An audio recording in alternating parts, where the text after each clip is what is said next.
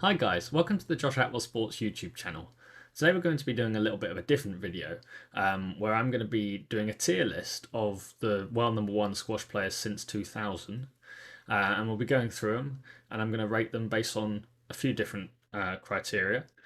The first of which is dominance, but I don't just want to use dominance as my only criteria because um, I don't think just because someone's dominant that they're the best because it depends who's playing at the same time. So it could be down to just how I feel their level was if they played against the rest of the group. So let's kick us off straight away. We're going to go with Greg Gaultier. So the thing about Greg Gaultier is I feel like he is a top half of this list. I do feel he's top half. Um, but I don't think he's top of the list. I'd probably put him.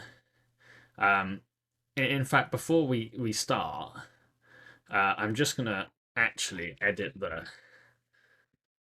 the list to have S plus S A B and C. Partly because I don't think any of these players deserve to be in a D tier because they're all world number one. So yeah, just to make sure um, I don't get any what's the word complaints from you guys. Um, I do want to acknowledge that just because someone is at the bottom of the list does not mean they are not a good squash player by any stretch. Everyone on this list has been to world number one, which means that they are all unbelievably good squash players. So it's not an insult if someone's put in C tier. It's not that I don't think they're good. It's just I don't think they're as good as some of the other best players of all time. So I think that makes sense. So yeah, but by all means, put in the comments what you think your list would be and why. So if there's a player you disagree with where I've put, try and have a debate with me. That would be fun. So yeah, we're starting with Greg Gaultier, and yeah, I'd probably put him in A tier for now. I might move them around if it doesn't make as much sense later on. But I feel like he got his one world championship in the end. Took him a few tries, and he was close when he was younger. Um, he lost in a few finals. But when he was on his on form, he was definitely up there as one of the better players of all time. And the way he played was very effective, particularly in early rounds of tournaments. Um, he was very good at getting the lower ranked players off court in 20 minutes, let's say, like just absolutely um, wiping them out really quickly and efficiently. It was just sometimes in some of the big finals he'd start to crumble. Mentally, I think that probably got in his way a little bit. Um, yeah, I reckon the mental side of it was probably his weaker part, but his movement was fantastic. His ability to apply pressure by being explosive into the front of the court, but also chip those topspin straight drives down the wall to just reset and gain command over the tee. So yeah, Greg Gaultier in the A tier for now. Now we've got Nick Matthew. So for me, I think Nick Matthew is probably one of the most underrated players on the list. I've been watching a lot of clips of his recently, like just going back to make videos on different aspects of what he's done. But I've been watching some videos of how he's broken people down, particularly later in his career when he started to get a little bit more tactically. What's the word? He turned his tactics into a real strength and the way he kind of analysed the game. Um, and for me, watching him just dismantle some of the other players was unbelievable. His ability to also peak for big tournaments and big finals definitely gives him some extra points in this. Like particularly, he always tended to beat Gaultier in a final. Not always, but a lot of the time, particularly in like World Championship finals, he beat him a couple of times in them. Um, the fact that he was able to beat people like Ramy, um, not every time, obviously, but the fact he beat him in a British Open final, I was there for that one, and it was very impressive. Um, and he's three-time world champion as well. So I think Nick Matthew actually has to go in a tier above Gaultier in the S tier. Then we've got Ali Farag, the current world number one, extremely dominant right now. And I think this will be an interesting one. I think a lot of people might want to put him up the very top. He's got 4 world championships. He's not looking like he's slowing down. He could easily get five, six, seven. Who knows? Depending on how well it goes over the next few years for him. Um, the interesting thing is, if he does get another world championship, he's in his own category in this whole list because only the Khans have more than four. Um, don't ask me how many they have. A few, but I know people like Shabana have four. Um, but it would put him in his own tier of world championship wins, which is definitely an impressive feat. Um, the debate that I often have with people is who would have won Nick Matthew in his prime or Ali Farag in his prime. Um, and that's a tough one because the more I've watched Nick Matthew recently, the more I've thought, oh, I think Nick could have found a way. He was that good. Um, but at the same time, Ali is he's a special player, and his movement is unbelievably impressive. Like such a natural mover, so good at absorbing pressure, so good at pushing the ball around the court in ways that make it difficult for the opponent. His use of different spins and weights of shot. He's just a really intelligent player on the court. So I'm probably going to put him in S tier above Nick Matthew based on the fact he's got more wins and he's also in more world championship wins and he's looking to keep going with it. Obviously, his career's not even over, so that gives him extra points because he could do even better. Um, and he's very dominant at the moment. Yes, he loses some finals, um, but I do feel like when he's on his game, he beats everyone. Um, and then we've got Ramy Ashour. So anyone that knows me knows where he's going straight away. Because for me, he is the best player of all time. I know a lot of people will say the Khans are the best, but it's a different sport back then with the different rackets, higher tin, all of that sort of thing. Different scoring system. So to keep people happy, I'll say he's the modern greatest of all time. Um, but I think he's got the highest ceiling of any player ever. Like if he's playing his best against everyone else's best, he will win every time. But um, he wasn't always at his best. He had a lot of injuries that lets him down a little bit. Just to play devil's advocate, that lets him down sadly. Um, Not necessarily that it was his fault, but it would have been great to see him fit for longer. Um, and mentally, he could go a little bit walkabout, but that seems to be the case with a lot of players that are as talented as him, who play a very open game and have those skills and attacking mindset. They tend to mentally go in and out of their zone. Um, so they're the only points I can deduct from him. But he has to go S plus for me. One of the few players that um, could go there. Um, so yeah, obviously he also had 3 world championship wins too. So it's not like he didn't get the tournament wins.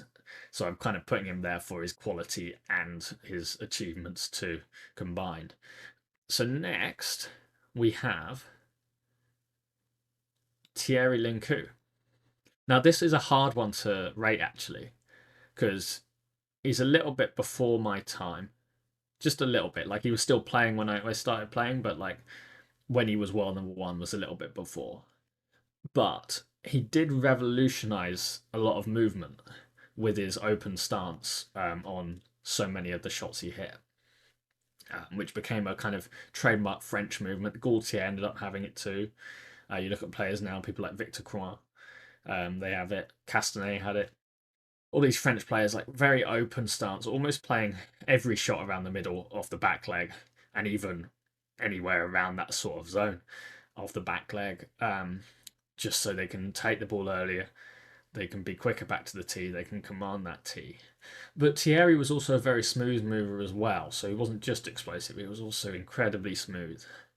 Um, and I think for me, I don't think I think he's not as good as Gaultier, but I think he's good enough to be in B tier. So I don't think he's in the bottom tier. Um, I think yeah, there were a lot of good players around at the time, but I don't think he would beat any if they were all playing in their prime. I don't think he'd beat any of the players above him. He wouldn't beat Ramy, he wouldn't beat Farag, he wouldn't beat Nick, and he wouldn't beat Greg. And when I say beat, I mean like obviously if they played 10 times, he might get a couple, but on average, I don't. He wouldn't win more than 50% of the time. So I don't think I can put him up in A. So yeah, that's my choice for Thierry Lincou. Then we've got Karim Darwish, another one who, when I started watching squash, he was still up there in the world rankings, but it wasn't. It was after he was world number one. In fact, I think one of the first matches I watched, um, it was in one of like the England squads or something, or a regional squad when I was young, and it was I think the Sky Open final or semi-final between Nick Matthew and Karim Darwish. I think Nick won 3-1. Um, but all I can remember from when I was watching him play was I was looking at all the other top players thinking, look at their super strengths they have. Look how good Nick is at volleying. Look how good Greg is at his movement. Look how good Ramy is with his skills. Look how good James Willstrop is with his ball control. We'll get to that later. Um, but Kareem Darwish, I just felt as if he didn't have as obvious a super strength as the others. He played a very good overall game. Yeah, a lot of people talk about how good he was in the front right and how deceptive he was and his quality on his short ball, all of that. Um, but I don't think he had enough for me to put him above a C tier. And some of you might be like, oh, I watched Kareem play and he was unbelievable. Um, Everyone on this list is unbelievable. So you've got to have something special, really special, to actually get out of the C tier. Um, and that's why I'm going to put him in the C tier. Okay, so next we've got Diego Elias. Now, he hasn't been world number one for long. We're talking a couple of months, few months recently. Now, he is a great player. He's a great mover. I just don't think he's consistent enough or has shown enough dominance because he hasn't really shown any dominance because Ali Farag is clearly the best in the world. And you could have even said that. Ali had a bit of an injury with his knee or something around that sort of time, I think. So I don't think he's had the dominance to get anywhere above a C tier. I do think with the smoothness of his movement, his ability to move the ball around the court very methodically, soft hands. He's got the full package, but again, similar to Darwish, I'm not seeing anything where I'm thinking, oh, that's his absolute super strength. He's better than anyone else in the world at it because Ali's really good at moving the ball around the court, um, and he's really good at moving. So, what does Diego do better than Ali?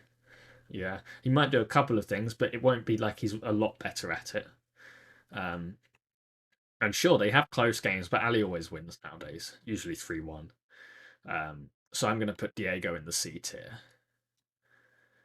Okay, Mohamed El Shorbagy. Now, when I was younger, well, it wasn't that long. Well, yeah, I guess it was more like 10 years ago now. Um, Watching Shorbagy play Ramy in the finals of the World Championship 2014, of El Guna 2015, some of the best matches ever.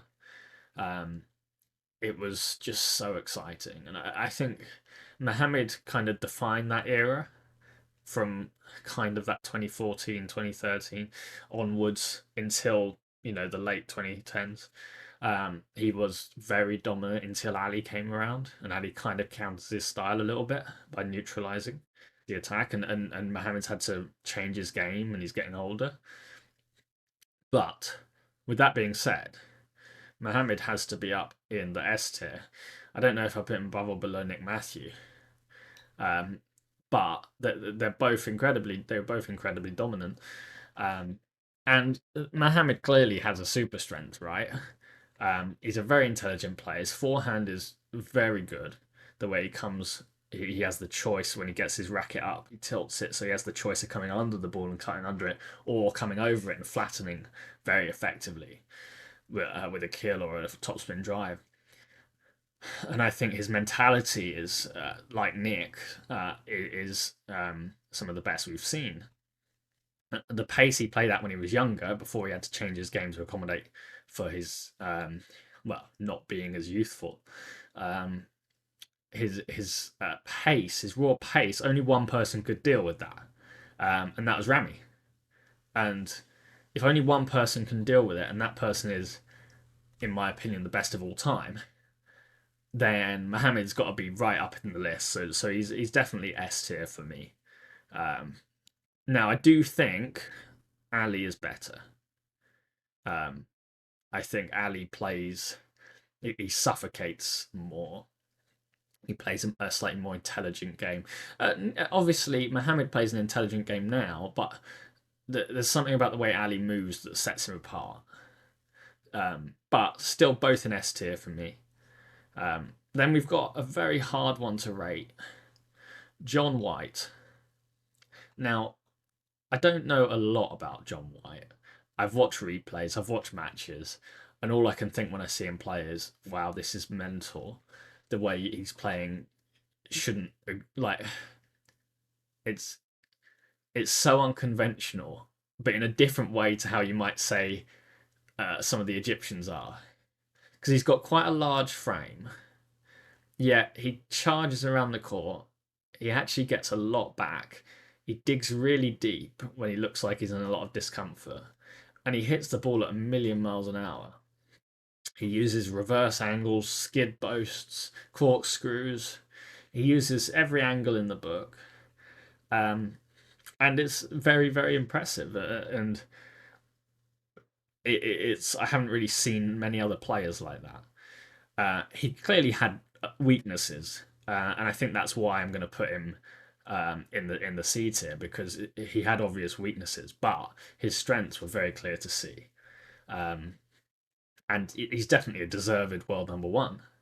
So um, I think that's all I really had to say about John White. But definitely an entertaining watch if you want to see some old squash. I think you'd enjoy watching him play.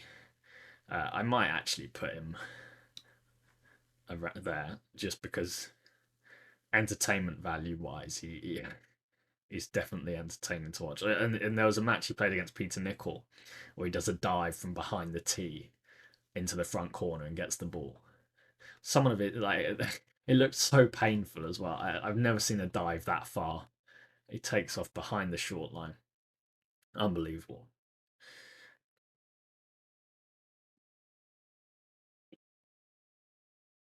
Okay, next we've got Karim Abdel Gawad.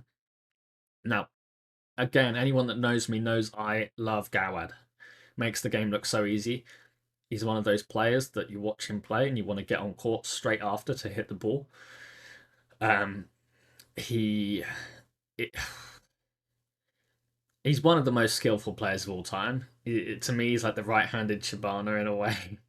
Not quite, but you know what I mean. Um, and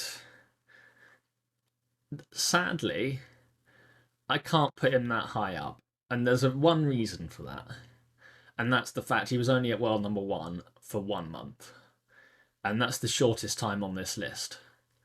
Now, the thing that puts him above the bottom tier is the fact that the way he plays is so smooth. He's so good. He is one of the most skillful players ever, um, and that sets him apart from some of the guys below. Um, so yeah, I think for me, Gawad is in the B tier. Um, if he'd have been at his peak level for longer, then it'd have been up there. Like if he'd have been able to play at his peak for the same length of time that some of these guys could, he could be an S tier. But sadly, he's just been a little bit on and off. He starts matches a bit slow and then ends up having to do more work than he has to, which probably means that when he gets to the back end of tournaments, he struggles because he's had more court time. But I think he beats anyone in the world right now when he's playing well, other than Ali, because Ali just is a step above. But Gawad's definitely one of my favourite players ever. Um, which brings us on to Asal, Mostafa Asal. Now this is an interesting one because he's only just starting. So he hasn't had the longevity because he's only what, like 22 or something. Um, so I can't really, I I can't put him too high or too low. Um, he has the potential to be a top, you know, top player. He's already made it to world number one. Obviously, Ali, he's just beaten Ali in a tournament before, but Ali's a better player than he is right now. That's just a fact. But his technique is unbelievably smooth. He has that firepower that a lot of players don't have and never get. That kind of Shorbagy beast mode firepower, where you can just rattle off points by being aggressive. Um, and dig deep, where he can just get everything back. His athleticism is unbelievable. He's so flexible while having that power. He's got a heavy frame, but he throws himself around. So if he doesn't get injured doing that, and he can keep mentally like not get too, what's the word? Obviously, he's had controversies, which could limit him in the long run. But if he can keep to himself, manage to balance the fiery character of pushing and playing aggressive squash, but without any of the blocking and any of the the slightly dodgy movements or controversial play. If he can harness his fire and his um, desire to win in the right way, then he could be right up the top, up towards the top end of this list in the long run. For now, he hasn't been playing long enough for me to put him too high, so I've got to put him in the B tier. Um, because if this was the end of his career right now and had only achieved what he's achieved currently, he'd be in the C tier. But because he's got so much potential to do better, I'll put him in the B tier because he's on his way up, right? And he could have a very long career ahead of him at world number one position potentially, um, unless someone else comes along. But we don't know yet. Okay, now we've got Peter Nicol. Now, obviously, Peter Nicol was before my time, but I've talked to a lot of people about him and they all rave about him. When I was younger and I did watch him play, I used to think he's a bit of a boring style. Like he's an attritional player. He didn't really. He's not my sort of player. Let's put it that way. But I looked at the stats, and he's world number one for 60 weeks. No, 60 months. Sorry, 60 months. Um, and that's 5 years, right? So he was world number one for 5 years. Now that longevity instantly means he has to be up in the S tier. Because he was playing, at the same time as Jonathon Power, who, in his own right, is an unbelievable player, one of the better ones of all time. So to be playing at that in that period and to be at the top for that long, um, he's a special player. His grit and his ability to dig in and retrieve and move the ball around the court in a um, intelligent way. He's one of the best to ever do it, really. So Peter Nicol for me does actually get in the S tier. Um, yeah, because he was incredibly dominant. And we've got David Palmer, a slightly difficult one because I think a lot of people underrate him. But going by my super strength rule, he has to be decently up the list because he was unbelievable at stepping forward onto that volley, keeping very square to the side wall, punching the volley in a way, keeping that ball running away from his opponent, cutting off the cross courts. Very methodical with it. Um, and he was very mentally robust as well. Like he would push hard. And he's called the Marine, I believe, for a reason. He was physically um, like a tank, right? So for me, I actually think David Palmer's got to go in the A tier. I think he had what, 4 British Open titles and all that. I don't know whether to put him above or below Greg, um, because he beat Greg in a World Championship final early on in his career. I know that much, but that was the one that scarred Greg for almost life because he was like 5 match balls up and lost it. This one, Greg was quite young though. Um, so, well, yeah, they're probably about the same. But yeah, we'll leave them there. Okay, a modern day one. Coll.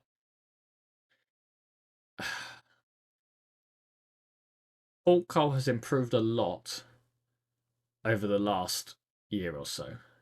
He's changed his technique. He's using the round head racket. He's better, and he's incredibly strong around the middle. He's probably the fittest player on this list. Obviously, Peter, Nicol, Nick Matthew, people like that are very fit. But he doesn't have enough skill to be put any higher than C for me. He's very structured. You could say that's down to his coach, Rob Owen, um, who's managed to find a formula of shot selection for him, of having specific shots in specific positions that he's going to restrict himself to, and then think of quality over having too many options in your head. And I think that suits him very well. He's starting to get a little super strength in the front left corner, actually, to be fair to him. Um, he's still going in C for me, but um, I think if he continues to develop that super strength in the front left, there's a chance I could put him up in the future. Obviously, his career's not over yet, so I'm just talking about what we've seen so far. To me, when he got to world number one in the first place, I thought that he might be the worst world number one ever. Which isn't really an insult because they're all world number ones, so someone has to be the worst. Um, that was my initial. I thought if he's got to world number one, that says something bad about the rest of the tour. But recently, he has upped his game and he's improved and his technique. You know, like I said before, holding it higher up, he's got a style. Before he was just the fit guy who gets everything back and is really strong and solid and fast. But he's turning into someone who isn't just that. And I admire that of him. It's not the style I like, um, you know, but it is effective in squash at the moment, whether I like it or not. And I think he does deserve credit for it. So right now he's in the C tier, but his career's not over, um, and he is heading in the right direction. That's for sure. He is the only person that can beat Ali Farag. Well, I know Asal beat him, but consistently he's the only person that has beaten Ali Farag. But I think that's just a stylistic thing. I think he makes Ali Farag a little bit bored, and then Ali kind of doesn't want it enough sometimes to win. But I think if they both play their best, Ali wins, and I think Ali is a lot better a player and has a better track record as well. So that's why Ali's so much higher. Um, but yeah, that's where I put Paul Cole. And we've got JP, Jonathon Power. Um, I mean, what is there to really say about Jonathon Power other than the fact that he's a genius with the racket, which automatically puts him higher up in my book because I respect that a lot. Um, very talented, very deceptive. Clearly had super strength around those front corners with the deception and the hold. Um, mentally, that's what let him down at times. Mentally a bit weak, like always got into discussions, was a bit fiery in that way. Entertaining, sure. Had a lot of great battles with Peter Nicol. Um, I think I'd put him in the A tier because he's definitely one of the better players of all time. Like he's definitely up there. Um, he was able to. He's really good at taking the physicality out of a game. If he was playing someone more physical than him, he was great at using his skills um, to win matches without making it too physical. And that's incredibly hard to do in squash. I would say it's much easier for someone who's physical to make the match physical and make it tough physically than it is for someone to do the opposite and disrupt rhythm. Um, like someone like Marwan El Shorbagy, he's a good example of someone that disrupts rhythm well to take the physicality out of a match because he's not as good as that area. But it's very hard to do, and Jonathon Power was an expert at it. So you've got to respect that slightly different style or different approach to a lot of these other players who are trying to inflict maximum physical damage. Um, So yeah, in the A tier. Now we've got James Willstrop. Now for his skills, I'd put him in the A tier, but his stats and results make it hard for me to do that because he never won a world championship and he never won a British Open. And I do believe when he was world number one that he was the best player in the world. I know that sounds stupid because you'd think, oh, well, sure, of course they are because they've been consistent enough. What I mean is, at the time he was world number one, Nick Matthew was injured and Ramy Ashour was injured, and obviously both of them tended to beat him a lot. Even though they were like Nick beat him almost every time. James did beat Ramy some occasionally. Although, speaking of that, I only really remember once, so uh, maybe not. But I think the squash he was playing when he was world number one could have actually beaten Nick and Ramy at the time, like if they weren't injured, because he was playing unbelievably well. He was beating Greg Gaultier in every final, or Karim Darwish. They were the two he kept beating. He won a load of tournaments in a row. Um, his ball control is the best of all time. What I mean by ball control is if you were to put a target down and tell him from a static position to hit that target, he'd be the best ever at hitting a target. Unbelievable control of the racket.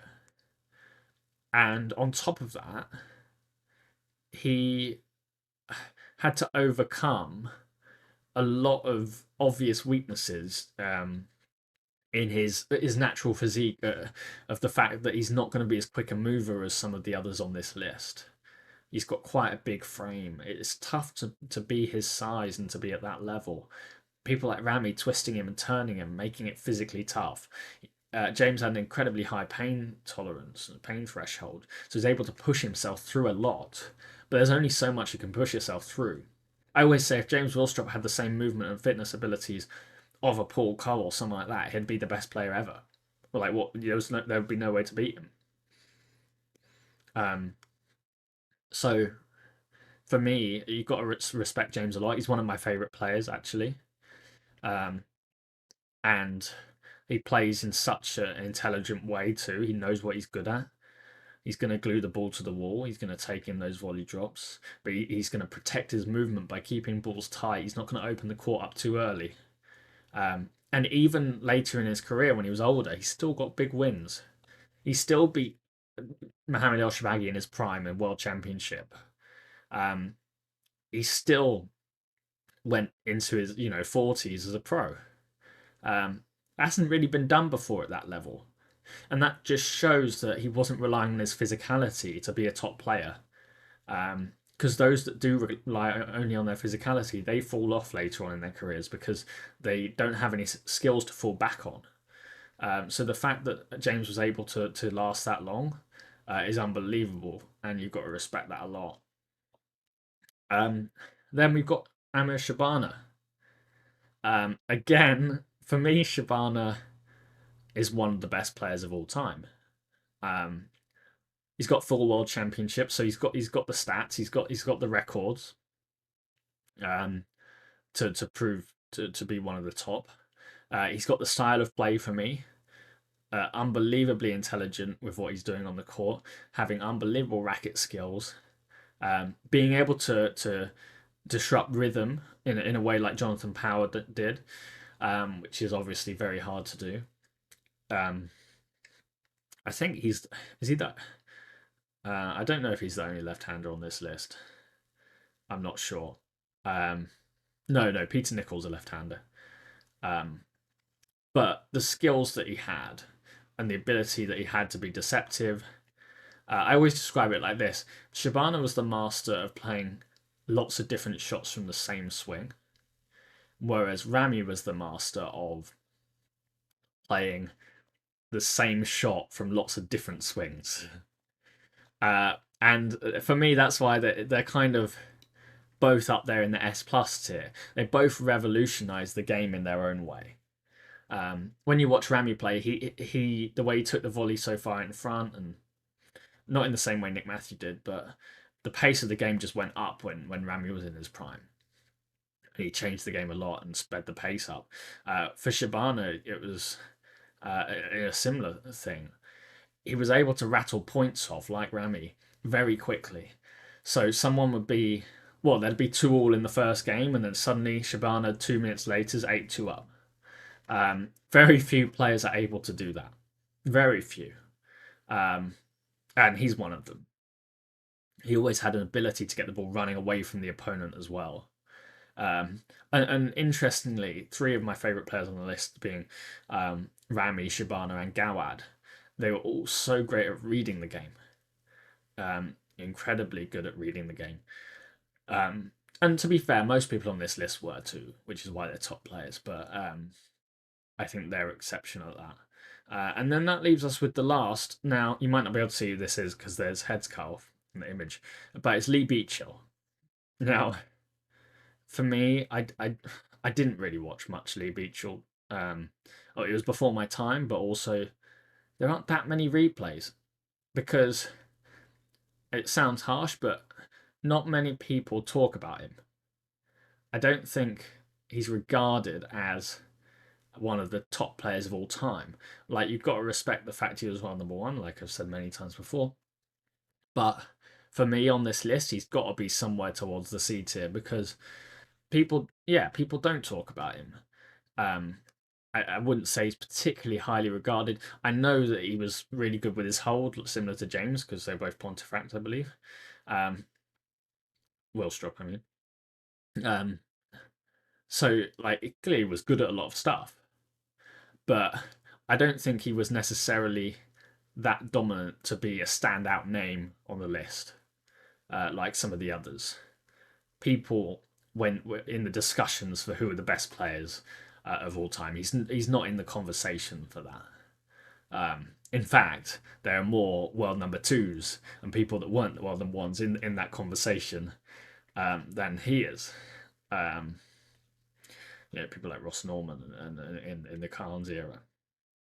They'd probably be seen as higher up, even though they weren't a world number 1. So unfortunately to Lee, he's got to go down here. Now, whether to put him above Diego or that, I don't know. I didn't see enough of him play. Maybe because I haven't seen enough of him play, I'll probably put him down there. And also the fact that Diego's career isn't over; he's still relatively young. So Diego could also go up. Anyone that's still playing now has the ability to go up the list. Even Gawad could turn around and win a world championship again, and maybe I'll put him up there. Like, we don't know what's going to happen. It's not looking necessarily like it because of the dominance of Ali and Asal coming up too. But it's very possible for that to happen. So the same with Diego. He could move up, but for now he's there because he wasn't world number 1 for that long, and he isn't.